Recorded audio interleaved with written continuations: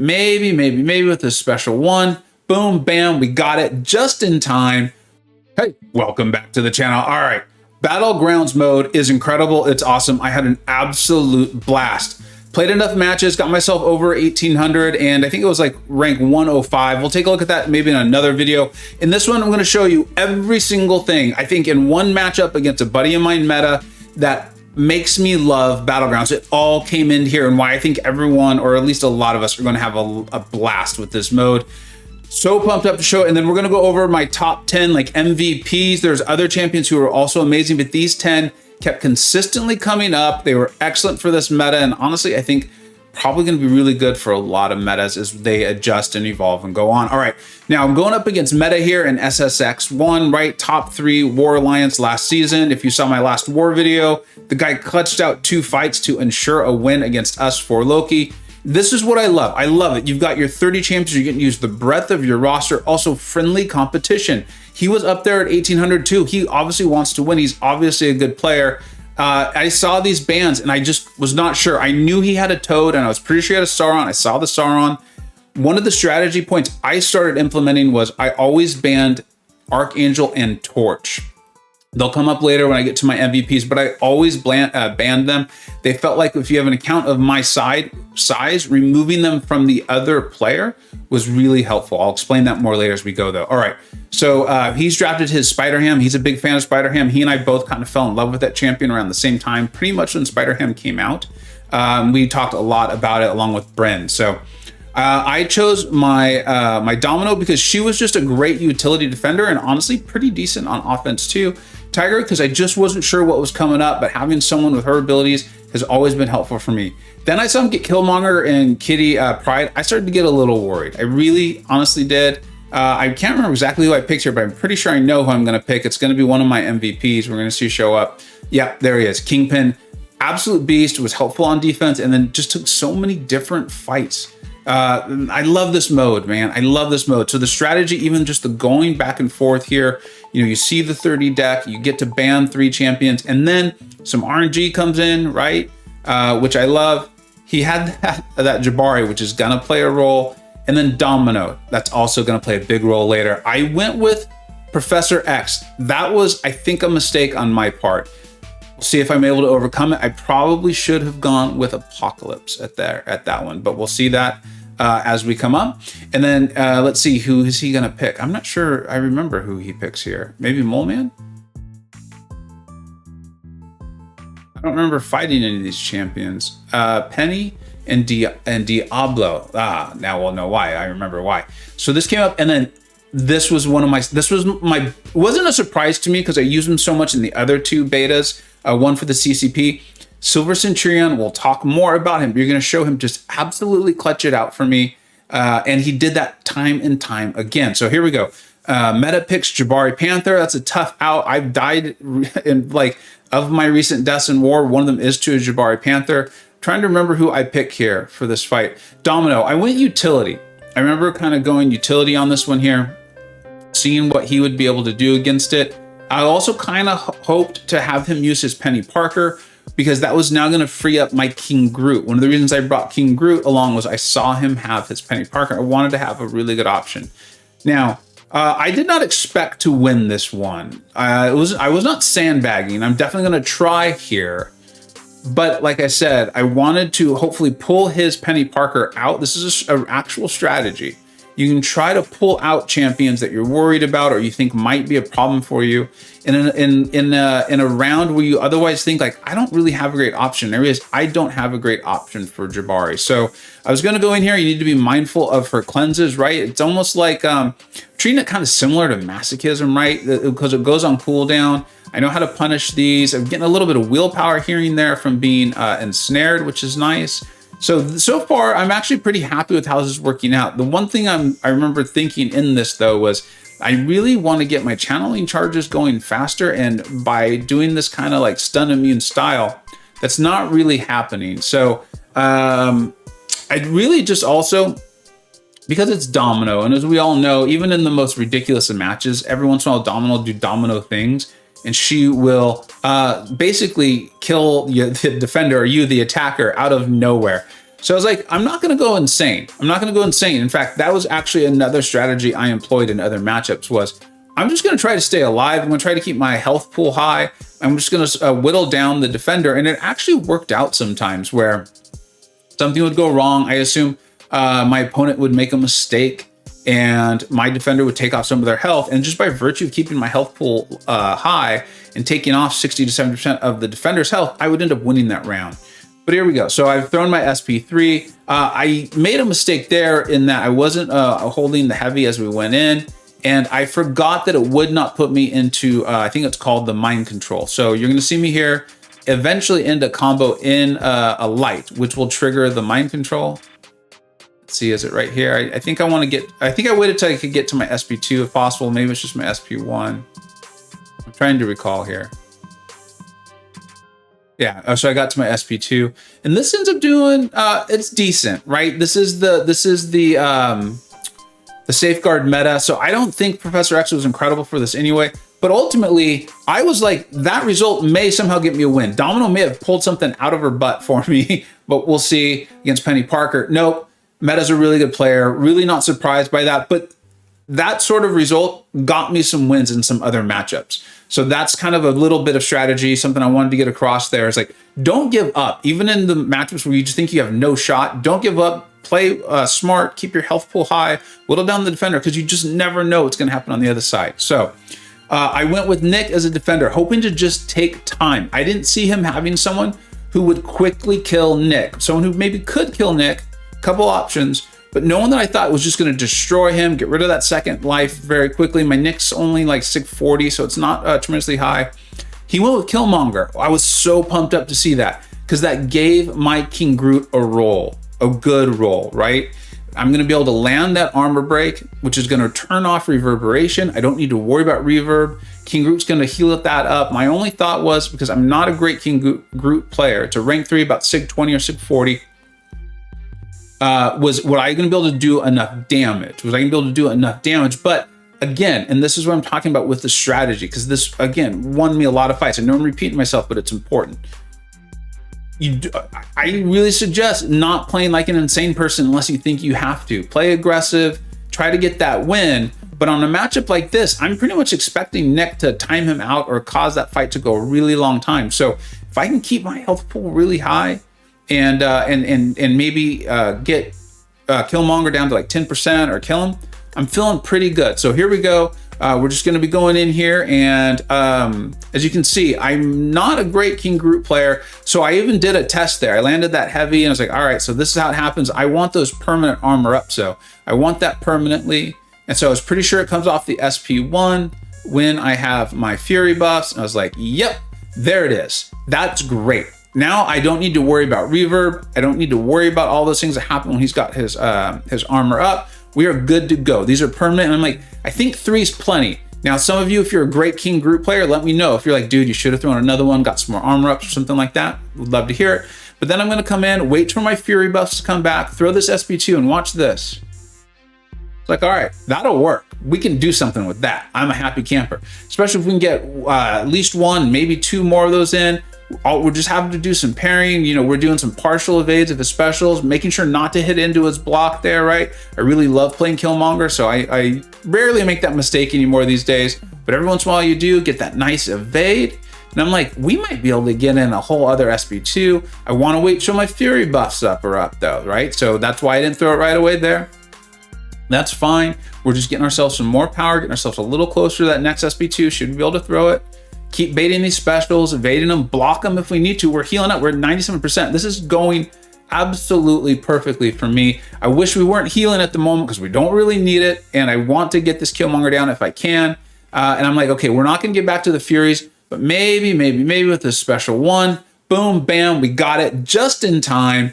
We've got 99, 100% health. I'm like, we won this round. We won this round. And you know what? Nick did his job. And that's a big other piece of strategy is champions can go both ways. That was a big shift in my thinking and the way I played this mode. I wanted more champions that could be used for offense or defense. And this round, this is why I wanted to show you this matchup with Meta, is exactly why. Look at all 3. Silver Centurion is the worst defender, I think, on that list left.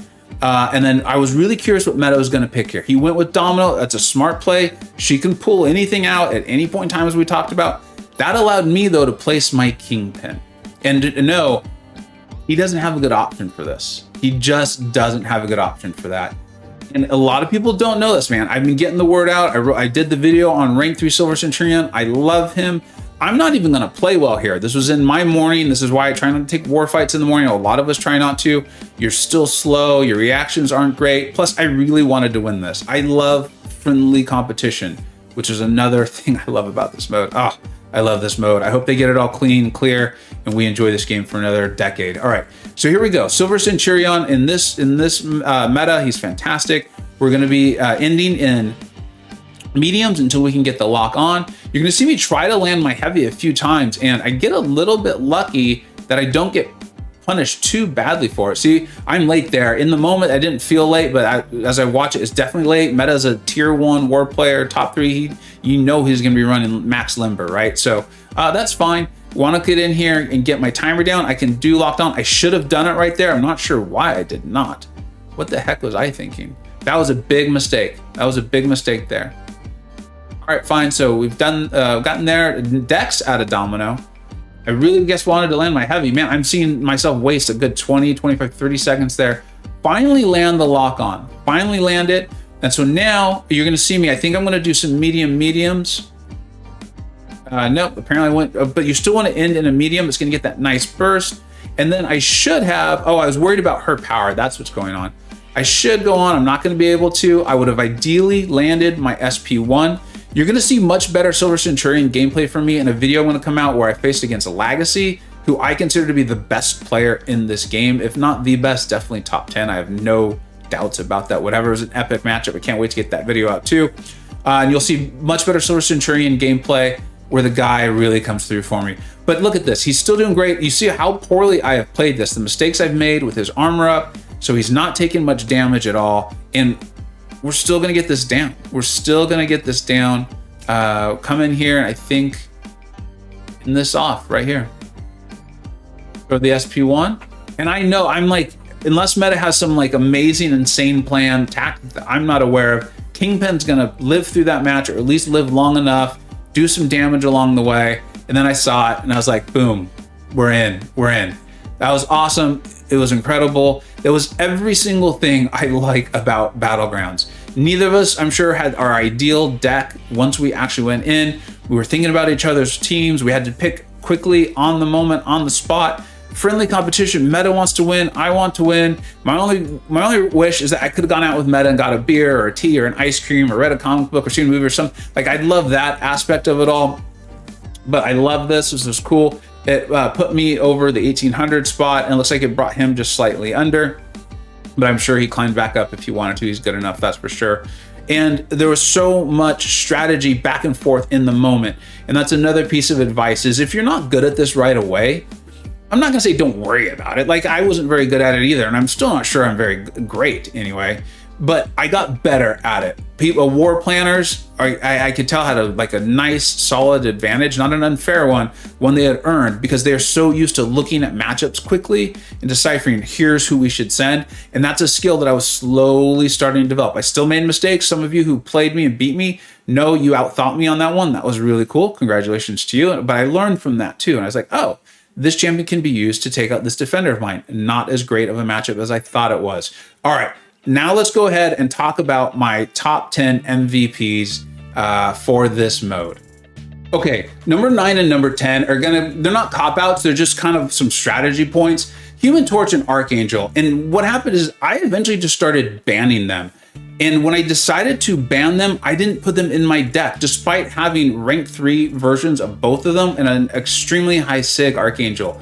They could melt fights for me, but what I was finding was I was receiving no advantage from them being in my deck, because someone with a 5-star rank 5 was also obliterating my fights. And so it became pure RNG. So what I did is I intentionally removed them from my deck, and every single fight, every single round matchup, I would just ban them, no matter what else the person had. I was comfortable fighting anyone else, so it didn't matter. And if I could remove them, I felt like I was removing a little bit of the RNG that could negatively affect me and let the rest of my roster do what it's supposed to do. And that's provide me some sort of advantage. Aside from that, they are tremendous MVPs. And like I said, if your roster is not, you know, this massive roster, this gave people an opportunity to really just take a fight from me, because they had the benefit of getting an Archangel or Human Torch, use that flame on, and a matchup they otherwise maybe wouldn't have won. They melted it. Well played to them, not taking anything away from them. In fact, I'm saying, if that's you, go ahead and use those 5 stars. They're going to do great. They're going to do just as well. Number 8 was Kingpin. I mean, we see it, we know it. He's an amazing champion in other modes like questing, Alliance War, AQ. But then we also saw that come into play in this mode of Battlegrounds in a massive, massive way. He was insane. He was outrageous. He's great for other modes too, as far as like, I remember him being even good for the Masochism, I think was the other node combination that they put on there. Fantastic defender, fantastic offensive champion, taking fights that you really don't think he's meant for, but when you realize and think about, even without the hood synergy, once he gets to those 8 debuffs, he goes into overpowered anyway, and your attack rating is going through the roof. He was fantastic. He was awesome. I could not recommend more having a Kingpin for yourself. Okay, 7 and 6 almost should be side by side. These two giant science behemoths, man, they're amazing. I mean, we're seeing them used more in war. I know I've recently fallen in love with Overseer. My boy BMXG pointed out to me how great he was, showed me how to take down a mob boss, and we did that, and it was amazing. It was awesome. An Immortal Abomination, we knew he was good. We're not seeing him used all over the place, but they're both well-built champions. And I think that's something else that this mode highlights, which I love, is if the champion is well made, if they have good or great flow, for me, that means like their abilities just come up as you're playing, or their cycle or the rotation isn't overly complex, convoluted. You don't need to manipulate the AI of the defender or anything like that, or be too worried if they do or don't throw specials. If they have champions like that, I feel like they really shine in this mode, which again, I love. I feel like that opens up a great design space for Kabam, because they're going to keep putting out those new champions each month.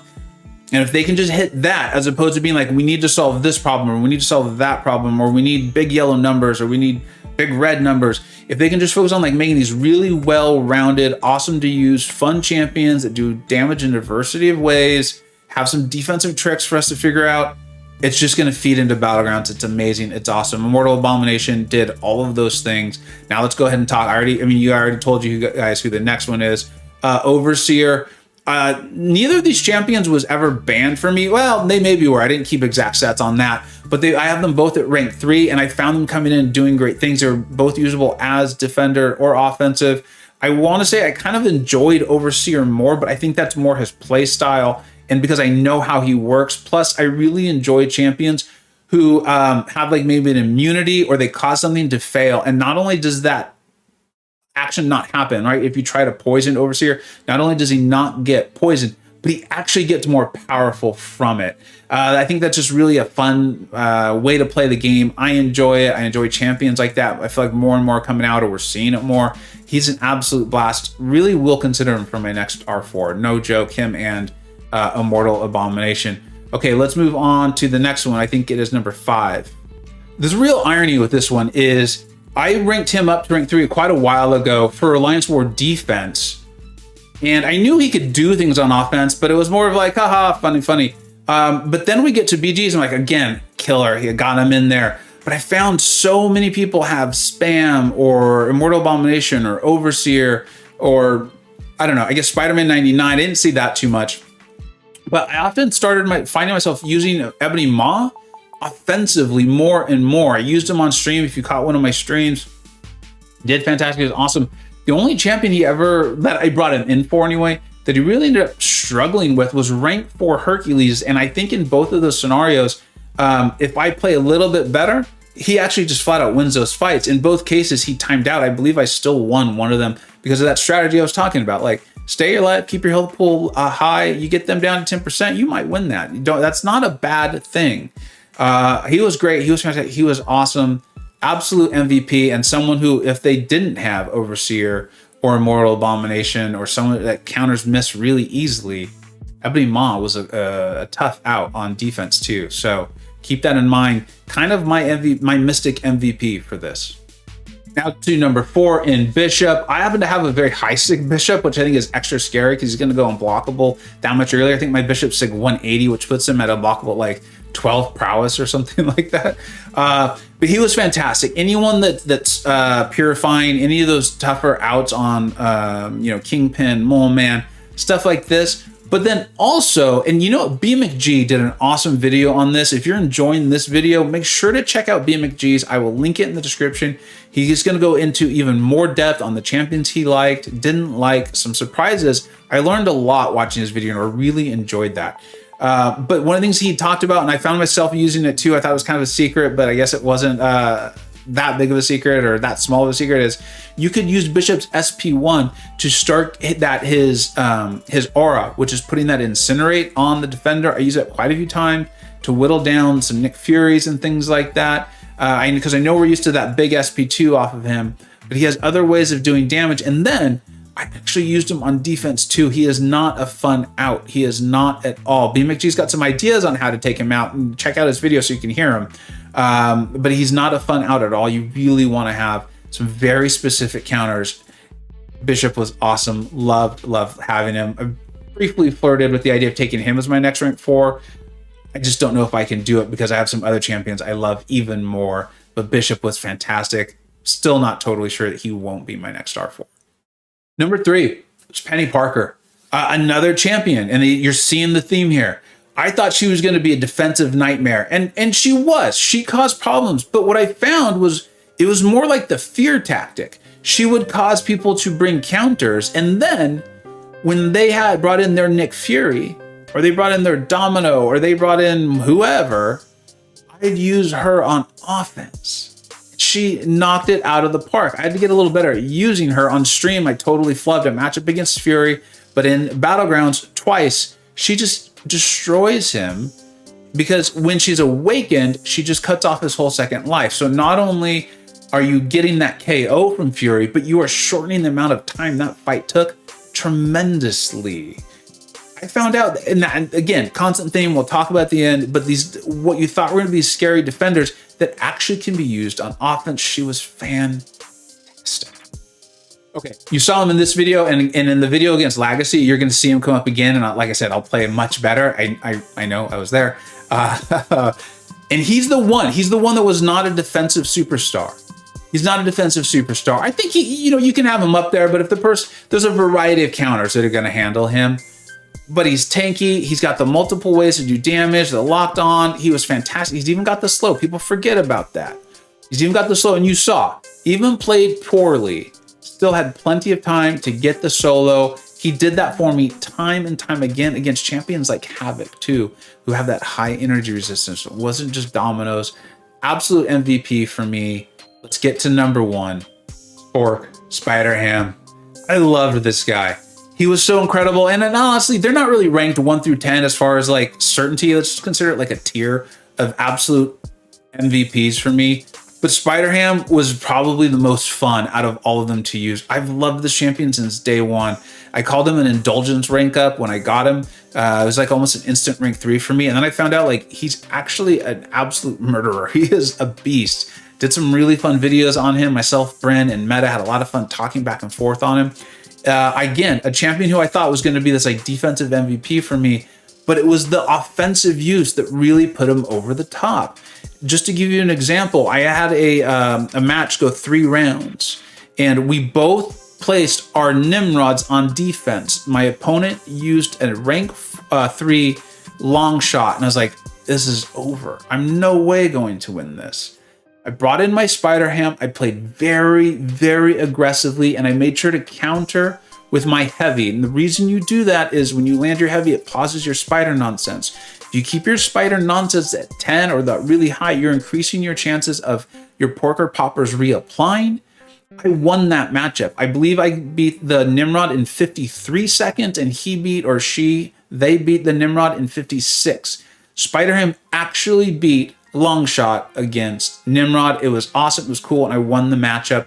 And he was someone that, again, I took in to force my opponent to bring in a counter or to at least consider it when they were looking at the matchup. Spider-Ham was an absolute beast. Now, These were my favorites. These were my standouts. These were my MVPs. I'm sure you had other ones. Again, B McG lists quite a few. In fact, he has someone who I was disappointed in. I almost regretted. I found myself saying, like, God, I shouldn't have ranked 3 this champion.